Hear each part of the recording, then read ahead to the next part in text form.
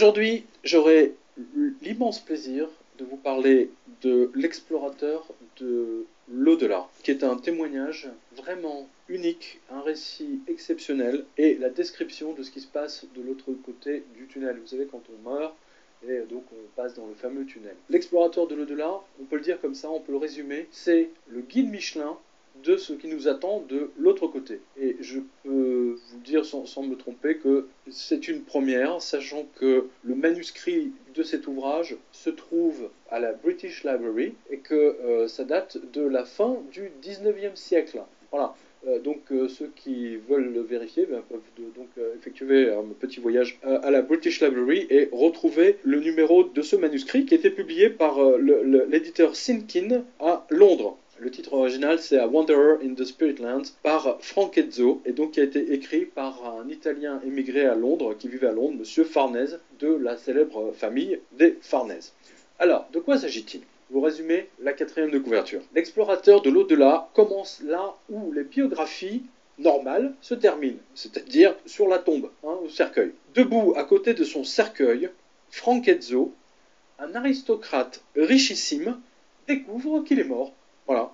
N'étant guère familier avec les questions spirituelles, il refuse son état, puis, dépité, commence à explorer son environnement jusqu'à découvrir progressivement les différentes sphères, les différentes strates qui composent ce que les évangiles, c'est le Christ qui disait ça, que les évangiles appellent les nombreuses demeures du Père. Alors, témoignage unique sur le fonctionnement des diverses strates de l'après-vie. Ce livre a inspiré 2 films, Ghost, que vous connaissez, et Au-delà de vos rêves, avec Robin Williams, qui commence d'une manière absolument extraordinaire, mais qui finit dans un manichéisme hollywoodien absolument déplorable, que je vous conseille juste pour le principe, mais sinon, si vous avez vraiment 2 heures à perdre, quoi. Voilà. Les descriptions des différentes strates de ce qui nous attend de l'autre côté sont à couper le souffle. L'auteur a même décrit les différentes strates, que je vous montre brièvement ici, c'est ce qui nous attend. Alors, c'est quoi l'explorateur ? C'est un athée, un peu comme 2 autres livres qu'on a déjà abordés. Le premier qui s'appelle Derrière les portes de la lumière, et le second qui s'appelle Voir pareil mourir, qui sont tous des expériences frontières de la mort. Celui-ci est absolument extraordinaire parce que, d'une part, il date de la fin du 19e siècle, donc 1895 si je ne m'abuse, et qui décrit des découvertes qui ne seront faites qu'au milieu du 21e siècle. Je pense en particulier à la ceinture électromagnétique que la NASA n'a pu photographier clairement dans les années 60-70 et qui a été formulée par Van Allen en 1956. C'est très important, formulé par Van Allen en 1956. C'est très important parce que cet esprit comme ça qui se manifeste chez Monsieur Farnèse, qui tout à coup se met à écrire d'une écriture qui n'est pas la sienne, et c'est cet esprit Francesco qui écrit le livre à travers lui et qui lui donne la découverte de la ceinture de Van Allen. Je ne sais pas si vous imaginez, c'est incroyable. Qui vous décrit à l'avance le cinéma, la télévision, les images, qui vous décrit le magnétophone, avant même que ce soit inventé, c'est purement remarquable. Cela vous donne l'authenticité de l'expérience vécue par M. Farnèse. Son expérience, j'en suis sûr, à 200%, est absolument authentique. La preuve, c'est qu'elle est vérifiée dans le futur. Vous verrez qu'il y a d'autres inventions qui ont été énoncées dans cet ouvrage. Mais ce n'est pas ça qui est important. Ce qui est important, c'est cette phrase. C'est l'esprit Francesco, donc il découvre qu'il est mort, il est debout à côté de son tombeau, sa femme vient fleurir le tombeau, donc il essaie de parler à son épouse, qui ne l'entend pas, il passe à travers elle, et il voit ses larmes, il est absolument désespéré. Et donc, je vous résume un peu l'histoire, c'est à ce moment-là que son ange, on va dire ça comme ça, lui parle. Écoutez bien ce qu'il lui dit. Tu vois ce corps, tu l'as aimé plus que ton âme. Mais regarde-le, vois-tu combien il était périssable? Regarde maintenant ton corps spirituel. Tu l'as privé de la nourriture dont il avait besoin, tu l'as maintenu prisonnier et tu l'as négligé. Mesures-tu à quel point ta vie terrestre a appauvri ton âme au point de la rendre repoussante et difforme? Pourtant, c'est elle qui est immortelle, divine et destinée à survivre à jamais. C'est d'une puissance absolument remarquable. Le témoignage dont je vais vous parler nous avait été relaté par le médium américain Arthur Ford, décédé en 1971. Dans ce récit, on parle de l'apparence physique de l'âme avant son incarnation sur Terre. Certaines âmes de désincarnés reviennent souvent hanter le lieu où elles avaient vécu pendant leur incarnation terrestre. En règle générale, leurs fantômes nous apparaissent en reprenant l'apparence physique qu'ils possédaient de leur vivant sur Terre. Bah, certains gardaient l'aspect de leur vieillesse, alors que d'autres l'âge de l'enfant qu'ils étaient avant la mort. Mais l'âme, c'est une sorte d'énergie hein, qui nous apparaît sous les traits d'un jeune homme en règle générale. Tous ces fantômes gardent les traits de vieillesse ou de jeunesse enfantine parce qu'ils les ont gardés en mémoire. C'est-à-dire ils ont gardé en mémoire l'âge qu'ils avaient quand ils ont quitté le monde terrestre. Dans le monde des esprits, hein, ce genre d'âme est souvent invité à rejoindre les hôpitaux de l'au-delà dont j'ai souvent parlé dans mes vidéos, et où on les soigne par l'effacement de la mémoire qui les maintient dans cet état. Et une fois la mémoire de la précédente incarnation effacée, du moins la précédente, l'apparence physique de la précédente incarnation, l'âme reprendra instantanément son âge adulte avant l'incarnation. Bah, les vieux dans ce nouveau monde vont progressivement reprendre leur apparence de jeunes et les enfants redeviendront des adultes assez rapidement, hein, en fonction de l'apprentissage qu'ils auront dans l'au-delà.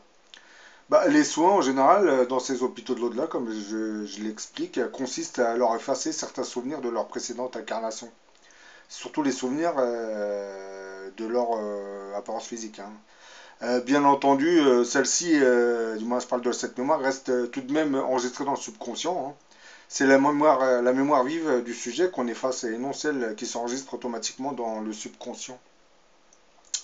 Bah, une fois libérée de sa mémoire terrestre, l'âme est ensuite envoyée vers une sorte de centre d'éducation hein, que vous pouvez comparer à nos écoles, hein, et où on lui enseigne les notions de base du nouveau monde des esprits dans lequel elle va devoir vivre jusqu'à sa prochaine incarnation. Bon, maintenant je vais vous parler de ce témoignage. Hein. Les âmes évoluées, comme je l'ai souvent expliqué, qui ont franchi les sphères spirituelles, peuvent être amenées à descendre pour voir une âme qui se trouve dans une sphère inférieure, voire dans le bas astral. Hein. Bah, dans le témoignage suivant, la descente de sphère s'était faite inconsciemment. Et je tiens à préciser qu'Arthur Ford, du moins le médium Arthur Ford, est décédé en 1971. Hein. Bon, je vais vous citer le témoignage. Bah, il y a quelques années, j'étais très malade. Hein. Les médecins savaient qu'en réalité, il n'y avait plus d'espoir. On m'avait conduit dans une des chambres pour mourants à l'hôpital de Coral Gables en Floride. Hein. Et l'on a informé mes amis que je ne passerais certainement pas la nuit. Bah, je me demandais seulement combien de temps la mort pouvait durer. Quelques instants plus tard, je flottais au-dessus de mon lit. Hein. Je pouvais voir mon corps allongé, mais il ne m'intéressait pas. Je suis alors tombé dans un vide intemporel. Hein. Et ensuite, je me suis mis à franchir un tunnel. Lorsque j'avais repris conscience, ben, je flottais dans les airs sans corps ni pesanteur. Et pourtant, j'étais bien moi-même. Hein. Je me trouvais dans une vallée verte, hein, toute environnée de montagnes et baignée par une lumière et des couleurs d'une intensité incroyable, partout. Des gens venaient vers moi, hein, des hommes que j'avais connus et crus morts. Leur âge avait aussi changé. Hein. Ceux qui étaient morts vieux paraissaient à présent jeunes. D'autres qui avaient quitté la terre enfants revenaient me saluer adultes. Bah, une chose m'avait surpris, certaines personnes que je m'attendais à voir n'étaient pas là. Je me suis alors informé d'elles, mais au même instant, une légère pellicule transparente avait semblé se déposer sur mes yeux. La lumière dans laquelle je baignais s'était alors mise à affaiblir, hein. Les couleurs avaient perdu de leur intensité. Hein. Je ne pouvais plus reconnaître ceux avec qui je parlais à l'instant. Et comme à travers un brouillard, voilà que j'apercevais à présent les autres, ceux dont j'avais demandé des nouvelles. Ils étaient réels, eux aussi, hein, mais au moment même où je les entrevoyais, j'ai senti mon corps s'alourdir. Hein. Des pensées terrestres s'étaient alors mises à traverser mon esprit. Hein. Je venais de prendre conscience que j'étais en présence d'une sphère inférieure. Parce que là, il était dans une sphère supérieure. Hein. Ça, vous le remarquez à la forte luminosité. Ensuite, dès qu'il a pensé à des âmes qui étaient dans une sphère inférieure, eh ben, il s'est projeté vers cette sphère. Lorsqu'il dit que son corps s'est alourdi, c'est que les vibrations ont commencé à décélérer, les vibrations qui animaient son âme. Parce que dès que les vibrations qui animent l'âme se mettent à ralentir, eh ben, vous descendez les sphères. Et bon, comme vous aviez remarqué, hein, ce témoignage fait allusion aux fameuses 7 sphères spirituelles hein, que toutes les âmes doivent franchir par l'évolution. Hein.